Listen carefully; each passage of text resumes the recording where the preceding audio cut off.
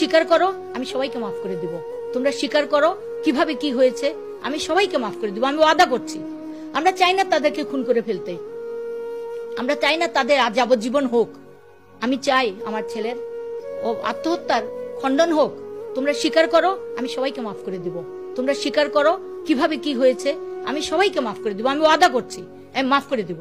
কিন্তু বলতে হবে তোমরা খুন করেছো, আমার ছেলে খুন হয়েছে, আমার ছেলে আত্মহত্যা করে নাই।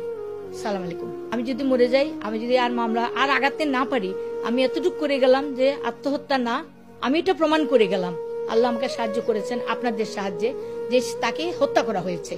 এটা প্রথম আমাদের সম্মানিত হলাম। আমার ছেলেকে অপবাদ দেওয়া হয়েছিল, অপবাদ প্রথম ভাবে খণ্ডন করা হলো। এবং যদি না পারি আপনারা মামলা চালায় যাবেন। আমার আরেকটা ছেলে রয়েছে, তার দিকে খেয়াল রাখবেন। এবং আমি সরকারের দৃষ্টি আকর্ষণ করছি, আমার ভাই আমার পক্ষে বাদী হয়েছে, তার নিরাপত্তার প্রয়োজন। আমাদের দিকে যেন দৃষ্টি রাখা হয়, আমার মামলাকে যেন প্রভাবিত কেউ না করেন। এবং আমি থানাকে এখন ইনফর্ম করব, 48 ঘন্টা পার হয়ে গেছে, আসামিদের কোনো আমি আলামত দেখছি না। এবং কার্যকরী প্রস্তুতি নেওয়ার দরকার, ইমিডিয়েট যেন তা করা হয়। আমার আসামি যেন কোনোভাবে দেশ ত্যাগ না করতে পারে। ইমিগ্রেশনকে আমি অনুরোধ করছি, আপনারা নিশ্চয়ই এতক্ষণে আপনারা থানার থেকে নোটিশ পেয়ে গেছেন।